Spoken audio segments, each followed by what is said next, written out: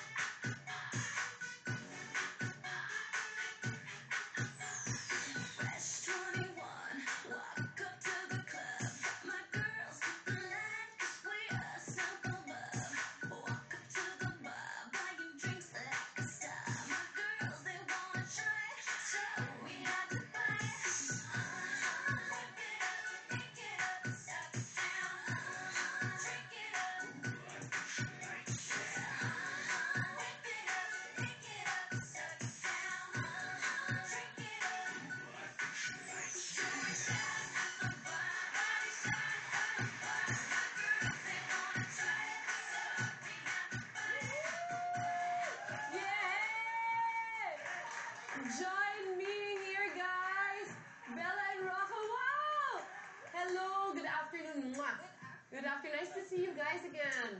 Naku, yan ang performance na swak sa isang nag-aapoy na topic tulad ng pinag-uusapan natin ngayong hapon, mga mommies. Here with us are the hottest young stars in showbiz today, Mr. Rocco Nasino. Hello! Yay! And of course, Miss Bella Padilla. Hi, Bella! Welcome once again to Full-Time Moms, Bella and Rocco. Alam nyo naman tungkol sa apoy ang topic natin this afternoon. Kaya kayo mga guests namin, syempre mga super hot ninyong dalawa. Wow, hot pala tayo, hot. Oo naman. First things first, how do you do it? I mean, parang, yan, those bodies and busy schedule na nagagawa ba kayong special diet or exercise?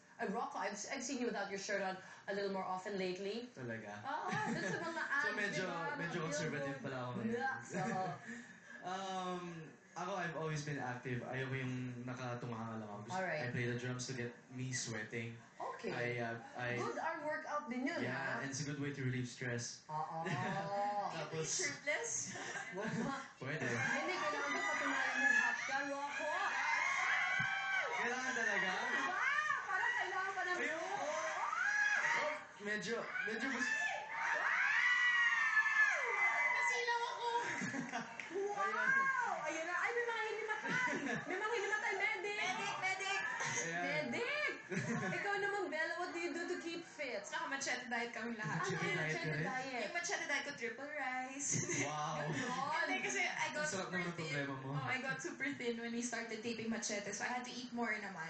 Tapos I'm taking pole dancing now para Wow. para may For toning Yes, for naman. toning. Para sa mga pole dancers, Talaga? mahirap yun. It's very hard. Rocco, ito naman, define hot. Ano para sa'yo ang hot na and sexy sa isang babae? And does it always have to do with a woman's figure? Well, it's a plus to have a nice figure. Guys would like to look at a sexy girl, di ba? Pero sa akin naman, humor, it always comes first. Oh, that's always fun. Magkikilig talaga kami kapag ganun. And that never fades. Di ba? That never fades, Kahit yeah. matanda na. Ikaw naman, Bella, any tips for women out there on how they can feel hot? Ayan. At palagay ba, may age limit ba ang hotness? For me, no. And also, like what Rocco said, parang it's not always about the body. I think it depends on the person. Like, if you want to be a little overweight and you think you're sexy, then that's fine. Kasi it's really how you carry yourself at the end of the day. It's not really your waistline. Sa bagay. Yeah, and there are moments talaga, diba, when you say, hindi siya gwapo, pero lakas ng dating niya. Yes. Yung ganun. Yep. It's more attractive na the guy's confident and super sexy. Nice. Good tips, you guys. Or do you want to invite our viewers to watch your shows? Anybody to thank? O muna, sige. Well, Koreana's done, so I just want to thank you lahat ng mga kapuso sa pagsuporta sa Koreana, sorry. At abangan nyo, malapit na ang dance serye sa May na po namin gagawin. And catch me in sa mga guestings sa mga kapuso shows natin, Party Pilipinas every Sunday. Thank you. And I want to say naman thank you to everyone who watched Machete. Thank you so much. It was a huge success. So thank you po to everyone who watched and to everyone who loved the show. We love you too. And also please catch all of us in Party Pilipinas every Sunday. And like what Rocco said, catch us in other Kapuso shows and regional shows will be there. Thank you so much, Bella and Thank Rocco. At sa pagbabahagi niyo sa amin, syempre lang yung mga thoughts about today's hot topic. E magkakasama pa ulit tayo maya-maya lang kaya mga mommies, tungkol naman sa pag-iwas sa totoong apoy ang susunod natin pag-uusapan with the fire volunteers from Binondo, Manila sa pagbabalik po yan ng Full-Time Moms.